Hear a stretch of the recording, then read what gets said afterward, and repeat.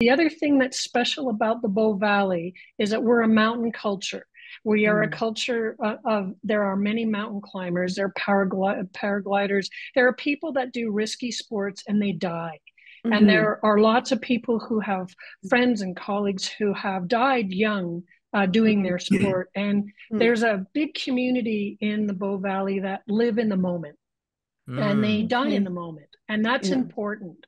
And I think that also Yeah. lends to what we do as well. We have a very interesting culture of people who recognize that life is, some people, that Hmm. life is to be lived now and Yeah. enjoyed and taken to the fullest.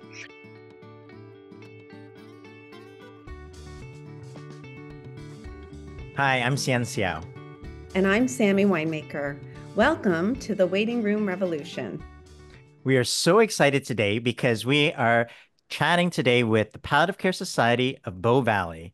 We have Theresa Radwell, the Chief Executive Officer, Bill Harder, Program Manager, and Penney Gaul, Past Board Chair. Welcome to the podcast, guys. Thanks. Thank Thank you. you. Yes. So happy to Thank be you. here. Just one correction. I'm not a past board chair, but I am a current board member. That's okay. That's just as important. The Palliative Care Society of the Bow Valley, it's got a long name, but it's really an important part of the community. Theresa, can you tell us what is a Palliative Care Society? Yeah, so, I think, palliative care really is all around quality of life. When it comes to providing supports in palliative care, it's all around partnership and community. And so our role really is to work with our community and our partners, and that includes the healthcare system, who already provide excellent care, and to really kind of provide more of a holistic surrounding care to everybody that's in our community that's on the palliative care journey, right from the point of diagnosis, upstream, as you always talk about, right through to end of life and the grief and loss experience that goes all the way through that. And, this has really been started by a group of volunteers. And Penney is a great example of the kind of energy that we've had behind the volunteers that have got this organization off to the ground. And it's really been, only very recently that people like myself and Bill have been part of this society. And it's really been volunteer run. It's been passionate. It's been community driven and community focused. And as a result, we've got great engagement within our community.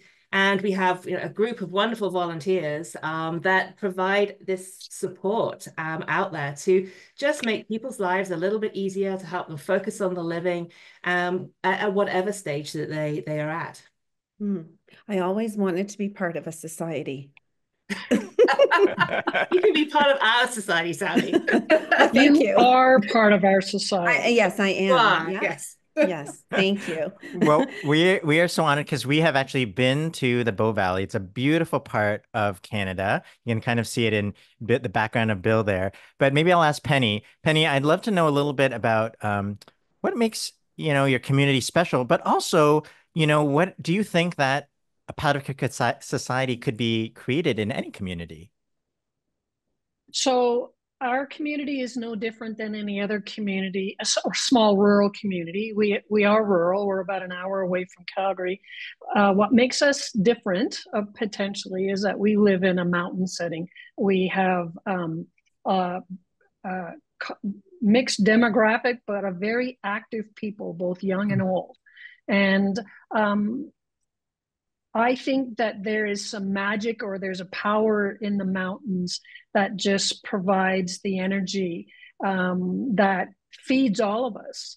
And as we live our lives, that also includes dealing with life-limiting illnesses and death. And I think that's the role that I think the Palliative Care Society plays in the Bow Valley, as well as other rural communities. And I think Theresa and Bill have more to say about this because we feel quite strongly that we really are no different than any other rural community trying to collaborate with groups that are in place to allow people the opportunity to live and die the way they want, where they want. Hmm. because you guys are so sporty out there, um, I do remember that. You're like skiing in the morning and snowshoeing at lunch and, you know, golfing in the summers. Like people are quite active there. Do Mhm. you think that sets you guys up for a more difficult time with this whole idea of mortality awareness? Hmm. Because people are so well there. Like I couldn't get over it. As you know, I wanted to move there right away, but just everyone is so youngish at heart and I think that's a great question. I think, I'd love to get Bill's perspective. I think it's, from my observation, I think it yes could well present a challenge, and I also think presents an opportunity. For us, one of the things that we really pride ourselves on, and one of the growing areas, is how we can support people to live the best life that they can following a Mhm. diagnosis. Mhm. And having this wonderful playground and all of these active people who are often volunteers being part of this organization Mhm. provides us with such a great opportunity to help people truly continue to live their best life Mhm. and to do the things that they love. And, we've had great examples of volunteers. We had, a client who was a keen cross-country skier. And not surprisingly, when Bill went to our volunteer bank and said, "Hey, we're looking for somebody to companion this lady cross country skiing. Do we have any cross country skiers?" Well, duh, all the hands went up in the air. And so, it really does kind of speak to that there's tremendous opportunity. But, I think, Bill, what's your thoughts on whether the barriers or the challenges that presents? I think that it sets up some of our residents in the valley with an extraordinary experience of loss when they have a real downshift in their physical ability. Yeah. And I wouldn't say that wouldn't happen anywhere else in Canada, but Mhm. I do know that like when we have a 65-year-old diagnosed with a late stage disease, Mhm. and within a few months they go from hiking up Hauling Yeah. to barely able to walk around the block, Mm. and that's a catastrophic loss for somebody whose life was spent engaged in movement and a Mm. deep relationship to the outdoors. Mm. There's a level of grief there that might be unique to our population and Mm. needs to find a way to be held, heard, and honored. Mm. Mhm. I mean, this season of our Mhm. It's podcast, we're meeting interesting. with community, Mhm. I'm going to say connectors, people who are really passionate. And I love your story because, through a small group of dedicated volunteers, you said we want to do something different. And really, that's sort of every community. So I love that you guys are saying that. And there's things that are special about every community and a Mhm. focal point, whether it's the mountains or the lake or this community center. There are different things that bring us together. So I love how you've capitalized that and, working to make a difference. I'd love to hear more, maybe from Bill, about some of the programs that you guys offer to maybe help our listeners understand that, volunteers get together, they want to make a difference, but just you have so many innovative programs that can really help people and they don't have to be fancy. They just need to be Mhm. meaningful. I think that we, in our organization, are a good group of squirrels mixed with a good group of people who can keep a Mhm. through line. And there's a balance there then in being creative and thinking outside of the box in terms of, could we do this project because it's what's needed in this population right now? And I would Mhm. encourage listeners to really ask that question, like what's unique Mhm. for our population? For us in the Valley, one of those projects was our dementia care team. So it's Mhm. not common for palliative and hospice societies in our country to have a real strong dementia arm or to think of diseases that create dementia as being relative to the palliative approach. Mhm. Mhm. But we did. And so we just finished a 1-year pilot where we trained volunteers, ideally to be deployed in pairs, to a Mhm. family in the community with a person living with dementia. And Mhm. one of the volunteers is really geared to the person living with dementia, one to the caregiver to work in tandem. Mhm. And the story that Theresa referenced is one of those cases where it was Mhm. really our test case with 2 volunteers. And they companioned that couple right until the person's death, the person living with dementia. And then afterwards, doing grief companioning with the survivor. Mhm. And this project has been incredibly powerful. It's been a great learning for us. We're Mm-hmm. going to move it into our permanent repertoire of programs. Mm-hmm. And we're creating hopefully a model that could be exported out to other communities that want to take this up as a great way to address that wave that the World Health Organization says is coming in terms of diagnosis for dementia. I love that you include the person's family, however they define that in that equation, how important that is, that the two people that have known their loved one get to continue on with the survivor, the caregiver.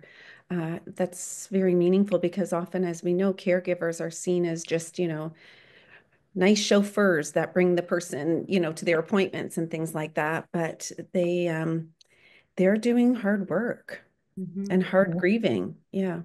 If the caregiver suffers, if they fall apart, to say colloquially, then the person living with dementia suffers even more. And so we've known like we have to address that caregiver role, not over and above, but equally with the person living with dementia. It's the best.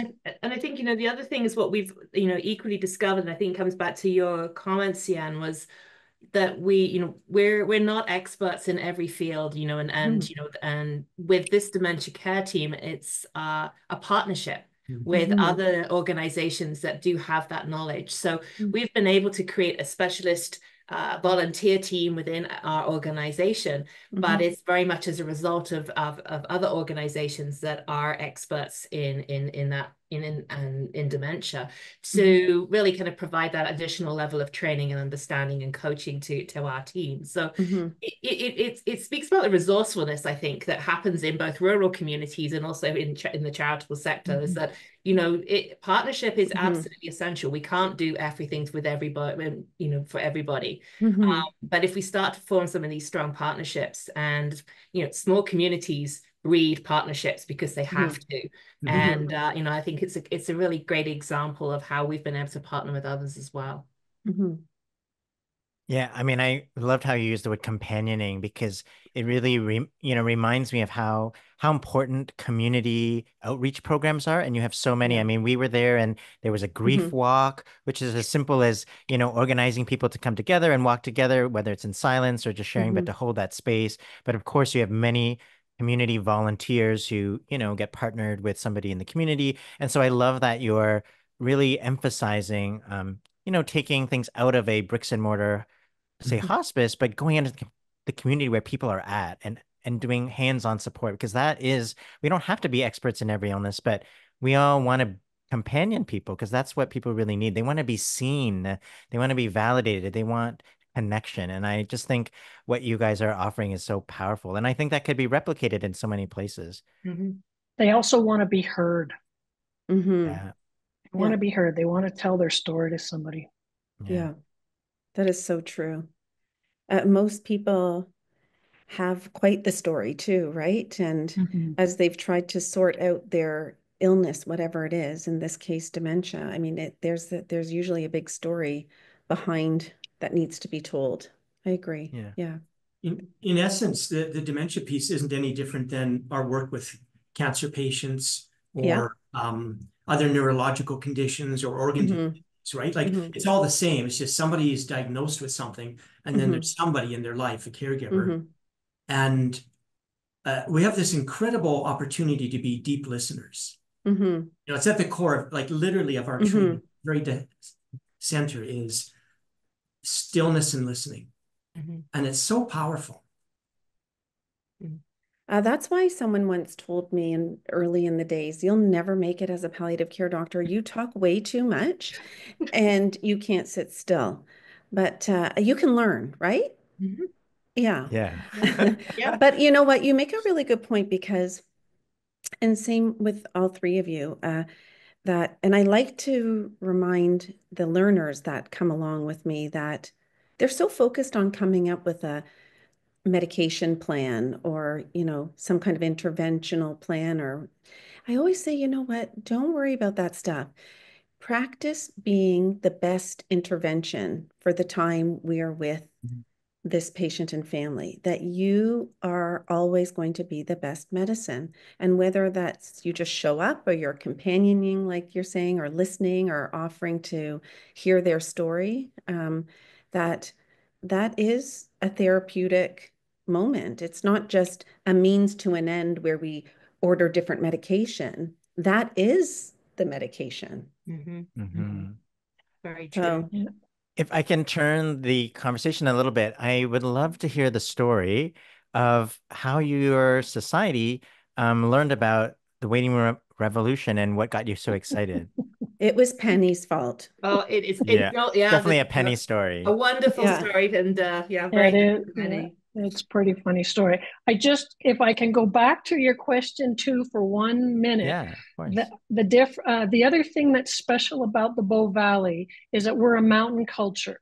We are a culture there are many mountain climbers, there are paragliders, there are people that do risky sports and they die. And there are lots of people who have friends and colleagues who have died young doing their sport. And there's a big community in the Bow Valley that live in the moment and they die in the moment. And that's important. And I think that also lends to what we do as well. We have a very interesting culture of people who recognize that life is, some people, that life is to be lived now and enjoyed and taken to the fullest. But so I just wanted to add that about the Bow Valley because we are unique. We have tall peaks.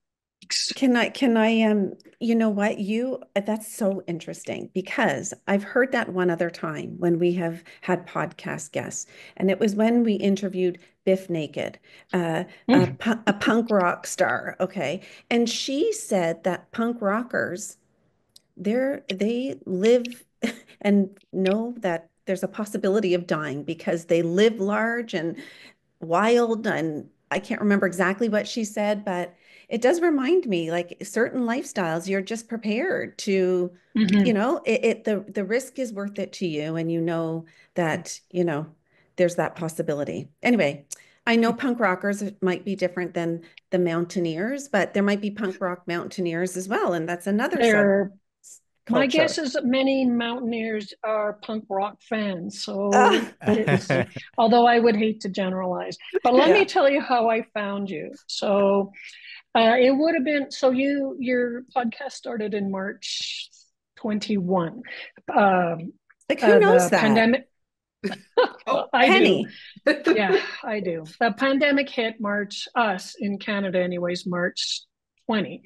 And in the late 2020s, a very close friend of mine was diagnosed with a very serious, very aggressive cancer.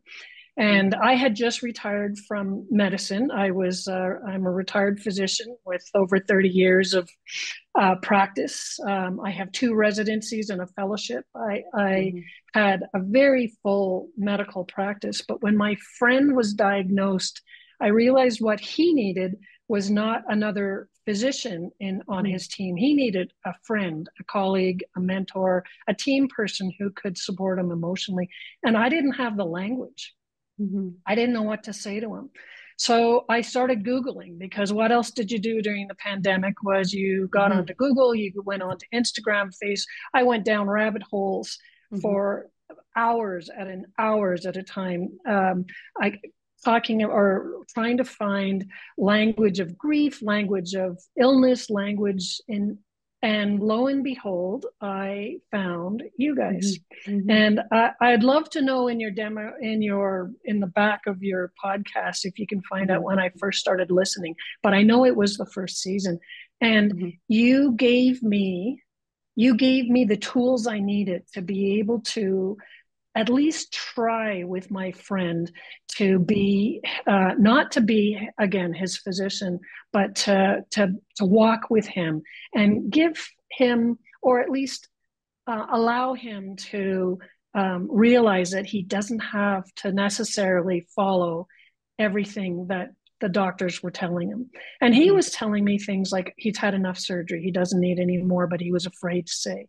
And initially I didn't know how to, I'm a physician, I didn't know how to deal with it. But the language and the keys that you provided in that first season allowed me to almost blow a little bit of fresh air into their situation, to allow them to think a little bit differently about how they could manage this path. So I'm, and you wonder why I'm so passionate about you guys. It's because of that. And I couldn't wait to tell Bill about it. And then when Theresa came on board, so you have been one of the first few things out of my mouth when I meet somebody new in our little world is, about, first of all, is the waiting room revolution, and then your book. So, and as you know, everybody in my world got your book last year, from our teenage nieces and nephews to my brothers and sisters and friends. People need to know this.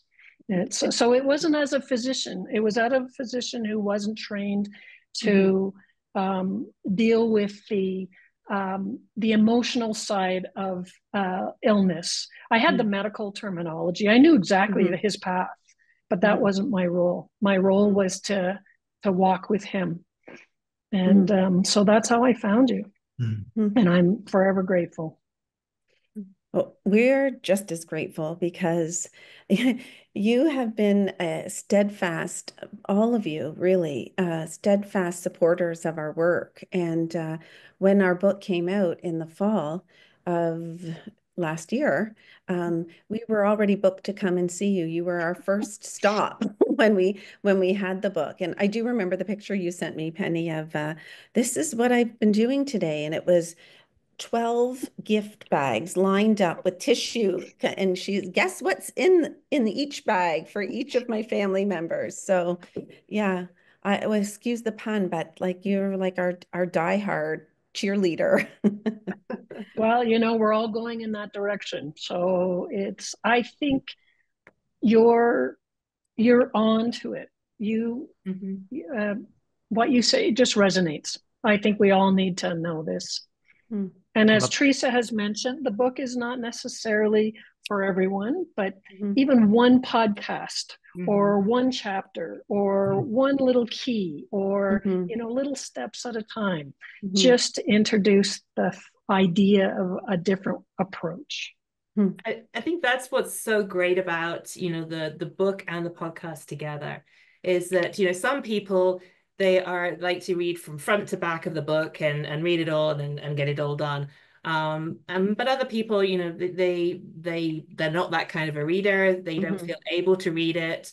Or, reading isn't something they want to sit down with a book, but maybe, gently coming in with one of the podcasts. And I think that's what's so great about what you've put together is it doesn't need to be front to back read. You can find something that resonates with you for that particular moment in time. And, there's such, and that's certainly how I've used it with people who have been sort of sharing with me and I've said, well, can I suggest you take a look at this chapter? I think it will resonate with you. Just take a look at it. Take a look at some of the questions at the end of it. I love that, I know you guys are working on your workbook, but it's just, I just love the format. So, it's great, in itself, but it's the way that you've also constructed it then. And then you have the podcast option. So you can actually sit there and you can just quietly listen to that and some just great real life stories that you resonate and you kind of hear that. You think, yeah, that I get that. That happened to me and that's how I felt. And just great tips and pointers. It's not saying, oh, we've got the answer for you for everything. We've got the treatment option that's going to cure this. But it's just to say, here's what's helped in other situations. You might have to try and look about, from this angle. And I think that's what's just so great about what you've created is that it really is a whole suite of tools for all different people at different stages with different pieces. And Penney kind of said about the language that's there just enables you to change the way that we talk about things in such a way that people feel able to have that conversation and to share where they're at, which is outstanding. So we're forever grateful that Penny Google searched you, that you came to the top of the Google search on that occasion, and we've been able to be part of each other's lives for so long now. Yeah. It I might have mean, been actually Twitter or Instagram as well, but it was somewhere in that in that world. world, Sorry, yeah. that's my Yeah. dog. Yeah.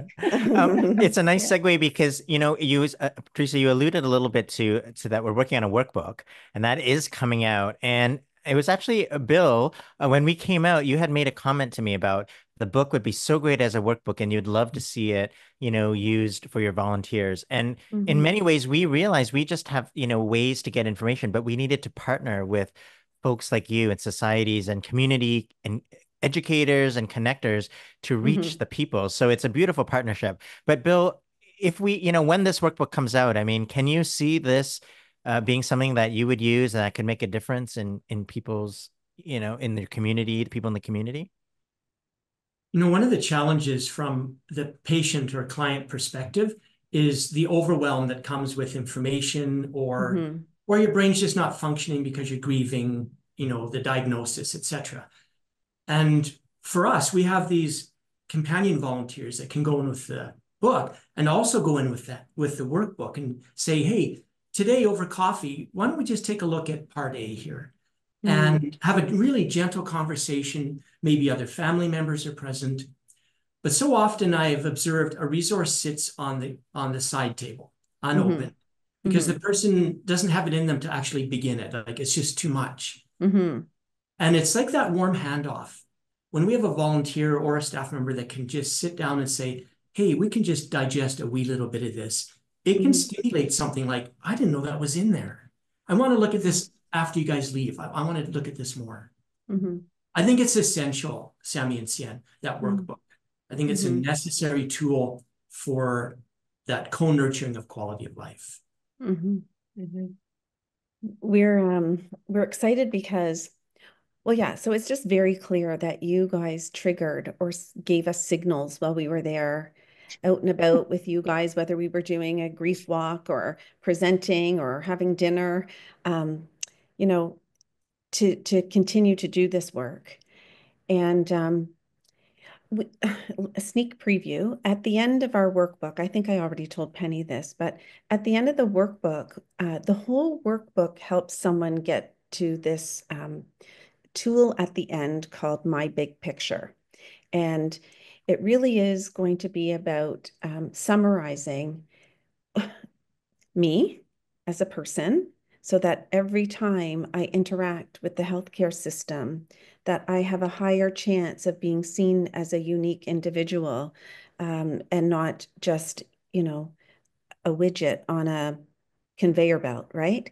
So hopefully people will find that helpful, that they will feel that they have a more personalized, Mhm. bespoke illness experience. And I think it's great that you mentioned how people might need to have like a companion to work through the book because our natural instinct is just to leave things on the table. So I like that partnership with the volunteers, the companioning, compassionate volunteers. Yeah. Yeah, and sometimes it's hard to talk about it with your family, and so having, hospice A volunteers third come through, person. Yeah. yeah, neutral, trained, Mhm. can really allow that space to be heard, like you said.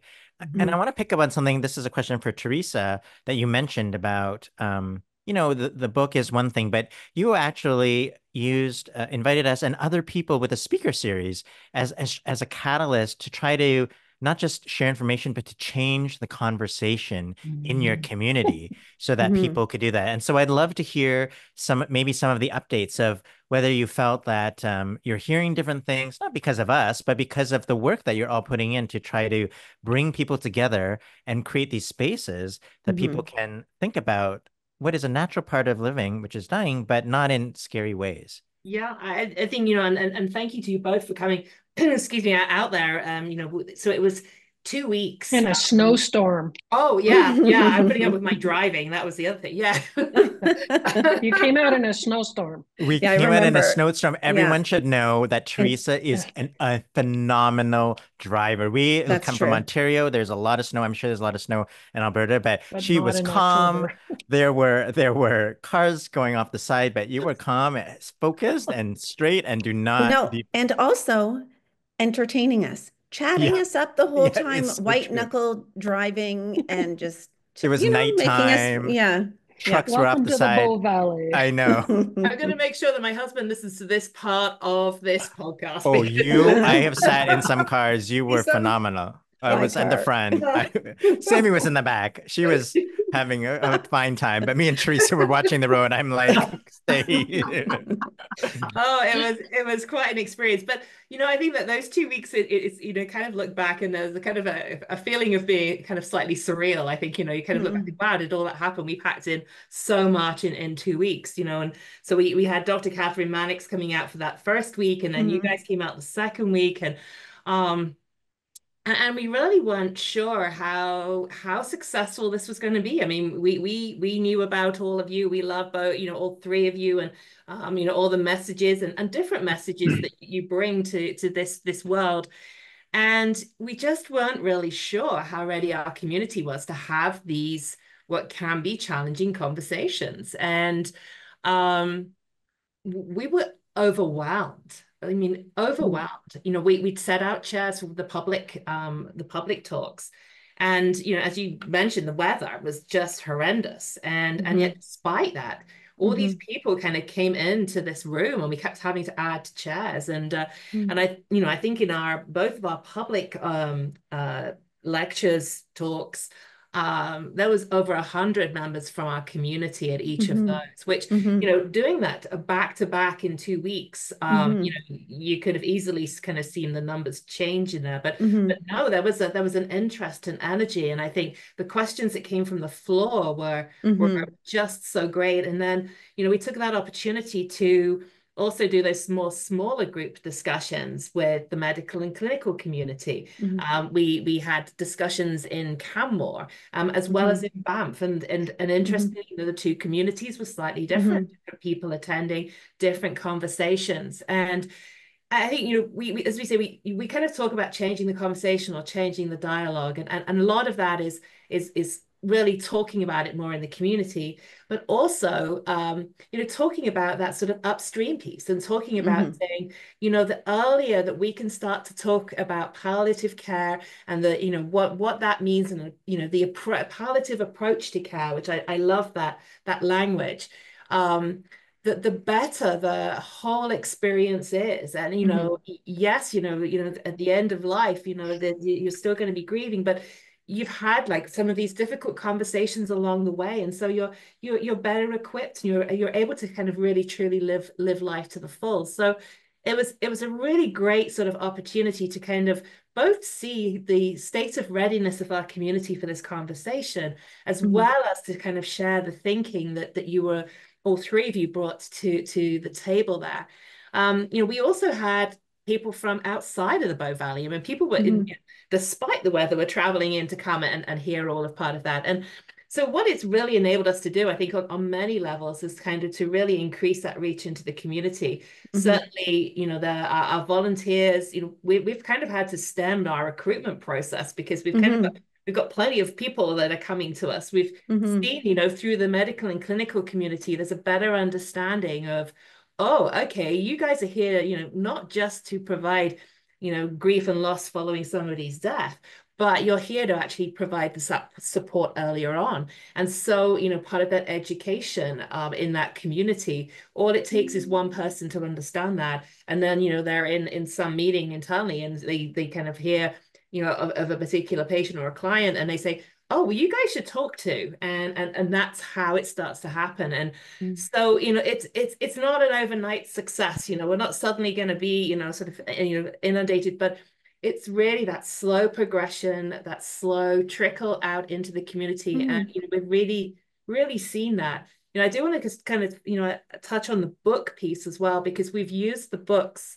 with our clients. So every client that comes to us, we provide your book as part of the sort of the tools early on. And so, that workbook piece and the podcast piece, and being able, and using our companions to start that conversation and have that sort of leave behind, that has been met with overwhelming positivity from our clients. Really has. I mean, and that's not just because you guys are here. That is actually, completely genuine. that it's been a game changer. We heard that this week, Bill and I, from a member of our team, and and I think either the people, I mean, obviously all of Penny's friends and family that we had the little gift bags, so they're also they're on board with this, but it is this slow kind of piece, and I think the workbook is going to give us another level of that communication and forging those partnerships. I mean, that's been really key with us with all of the others as well. So great success on many levels, and huge thanks to you for your time in those 2 weeks. It was a lot of work, very intensive, very tiring, and you were coming off the back of another conference. But yeah, we really appreciated it, and I think the community really benefited from having your time here. You wouldn't believe it. We're almost at the end of the time, and I wanted to set it up so that I could hear a little bit of asking each of you whether something that you're proud of or something that you're excited about for the future. So maybe I'll ask Penny first. Oh, I think what I'm proud about is how far we've come in a relatively short period of time. The connections and collaborative relationships that we have in a short period of time. And, the team that we've built is forever grateful to have not just the volunteers, but also our employees, the team, the core of our society. We are blessed with some incredibly talented, passionate people that are spreading this word. So I'm proud and I'm grateful. Thank you, Penny. How about you, Bill? I think what comes right to the surface is a deep gratitude that the pioneers in the idea of palliative care have created the possibility that we can make a difference in somebody's life. And there's that very humble piece of having the opportunity to sit with a client and they're crying and their life is broken, and just being there makes a difference. And it's the work of everybody, from Dame Cicely Saunders on, right? Like, that make this possible. And you are a part of that lineage in your work, and we are too. I just feel so proud that in the Bow Valley, we can do that. We can sit with somebody and laugh and celebrate things and cry and point them to things that will make life better. Thank you, Bill. And Theresa? Yeah, so maybe I can kind of talk about the excited part. I think we, as we're in the process of starting to build our center for palliative care and hospice. This a building that is going to support the entire journey, right from the point of diagnosis through to end of life, and then the grief and loss. It's going to be a hub for our community. It's going to be a hub for our programs. That's already underway. I mean, it's not going to be, we're not building it and then trying to do things out of it. This is just going to be our center, our catalyst to taking that piece to the next level and really emulating everything we talk about as far as a palliative approach to care in our community. And that is just very, very exciting. And, we get to build it in probably one of the most beautiful places in the world. And so, yeah, I mean, I just think it's, that is just such an exciting opportunity. And from everything we know, our community are ready and supportive of this. And so that, I think, is our exciting, it's spurring us on to keep going and to do great things. I love that you didn't wait for a bricks and mortar building to do all the work that you're doing. And that truly, this has started and is gaining momentum even before you have your gorgeous hospice.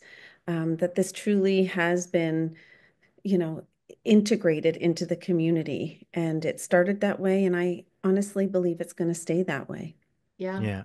And I think, it had started out very much as, oh, we're going to build a hospice and have the beds. And now it's just, in terms of what's going to happen in this space has changed as a result of what we've learned. So it has been a blessing that we have been able to approach it in the way that we have. Yeah. Mhm. I want to thank you all for joining us, but I want to just reflect on, how exciting what I'm taking away, because and I've met you all before, but in every community there are people who are so passionate about the caring really comes through in our work as much as, we have the keys and the content. It is at the end of the day about relational care. And I'm just reminded when from this conversation of how much, the intention of what you are doing every single day is about caring for your community. And that shines through in all the different programs you do, but in the vision of the building and everything. And it's just people are really lucky to be in the Bow Valley. And I think, if we can, in every community, that's a possibility. So I just want to thank you all for everything you're doing and for joining us today. Mm-hmm. Thank you. Thank you so much. Yeah, Thank very you. grateful. Yeah. Hey, thanks for listening. Don't forget to rate, review, and subscribe if you haven't already. Visit our website, waitingroomrevolution.com, for more information, to join our newsletter, and to check out our book, Hope for the Best, Plan for the Rest. This podcast is produced by myself, Kayla McMillan, Shilpa Jyoti Kumar, and Maggie Sivek. And our theme music is Maypole by Ketsa.